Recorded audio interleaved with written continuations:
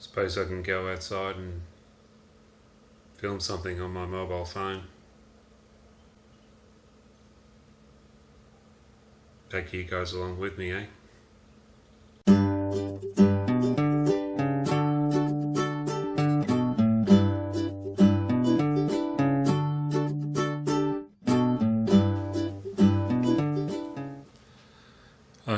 I might not have many videos on my YouTube channel, but I have learned quite a lot of things, and I'm really wanting to make this video to share to you guys who won't start out using a mobile phone, or some of the things that I've learned along the way, so make it easier for you guys. Now, first thing I recommend is knowing your mobile phone, and what I meant by that is knowing what it's capable of doing when it comes to doing video work, especially when you start getting all your accessories together with it, like tripods, microphones, all that sort of bits and pieces, is to just go out or plan something in what you're going to be doing to make videos and just seeing what it's capable of doing. So you can get used to it, and also be a bit more ready when the time comes when you want to make that video. Now, just as much as the human body doesn't like working in warm or hot environments, so does your phone when it does video work, and it will become warm to touch. But when you film in warm or hot temperatures, your phone does feel it, and it does cut short the amount of time you can spend filming or videoing, especially a scene. Like, I've had times where I only can film for like 3 minutes before my phone shuts down with all the heat sensors that's built into it. So just as much as you like to hydrate, if your phone pretty much likes to, put in simple words, hydrate as well. So if you're going to be taking long scenes in hot weather, or in a room that doesn't have very much in the way of circulation or air conditioning, or probably just doing something in a car, it can cause the phone to heat up a lot more quicker than usual specs would say.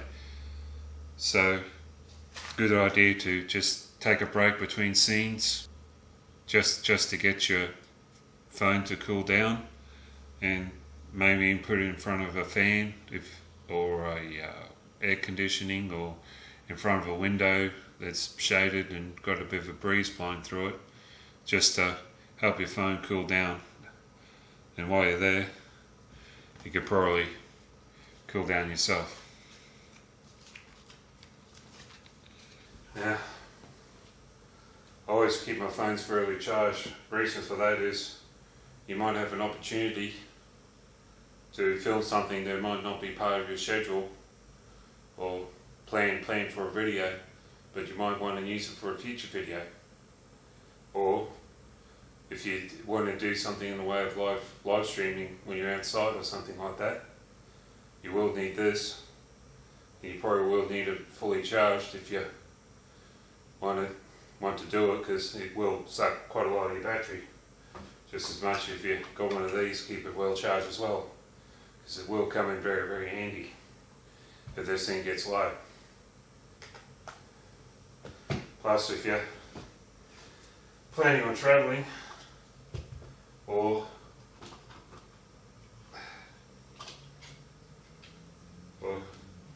just doing stuff outside, make sure you take your cables with you, or else you won't be able to charge it or have any connection between these two things.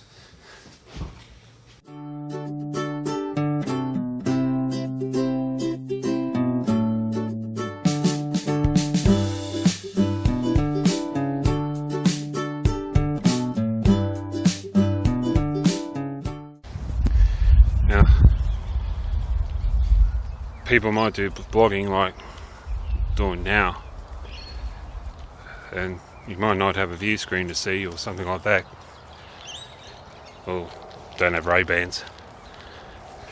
But the little trick I find is, besides trying to keep it steady,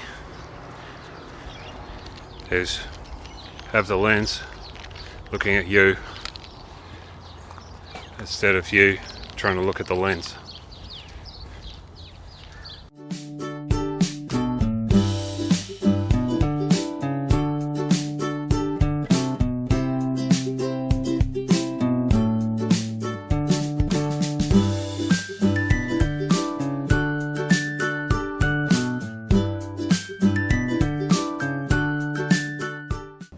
Well, if you hear Oliver truck air brake noises, I'm still like halfway up, or probably more 3/4 of the way up a mountain range to Toowoomba. I'm about 450 meters above sea level. But this is pretty much where it comes to my next point, is using your eyes to film and seeing what environment you got around you that you can put to good use. Let me demonstrate. Take the keys out.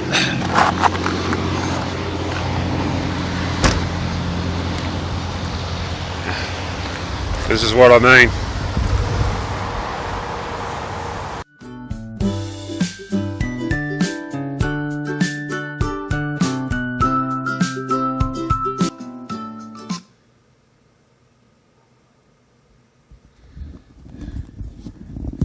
So you're wondering why I did that. It didn't exactly go too very well with the conclusion I really wanted to do. And of course the trip up the mountain range didn't go terribly well too, because this thing got overheated on the way up and couldn't really do very much footage of driving. And everything went fine. I started doing a time lapse because I wanted to make a separate video.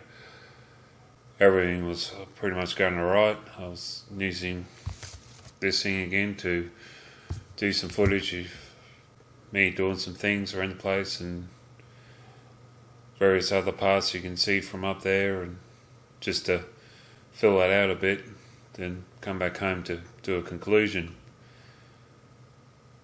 But fortunately this happened.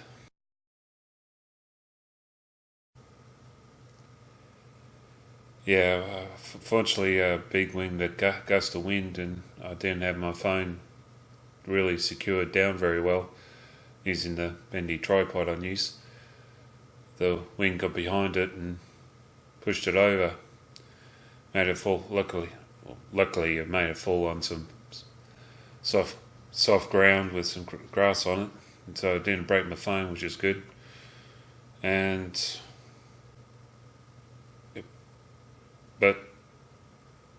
But it did ruin my shot of doing a sunset over the Lockyer Valley, of doing a time lapse. So I had no other choice but to jump in the car and start driving home, just looking out the window of seeing what could have been. And fortunately I couldn't really do it again, because the following day it started to come in with a whole heap of thunderstorms and rain and more rain, and the forecast for the rest of the week was rain. So it pretty much just ruined what I really wanted to do. But in these cases you get knocked down, you get back up on your feet again and have another go. So probably down the track sometime I might go back up and have another go of filming and make sure my phone's a little more secure and hopefully won't get knocked over by a wind gust. But you always got to keep open-minded, and you always got to learn from your mistakes, not dwell on them.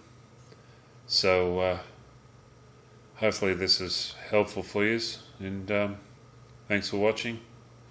Have a good one.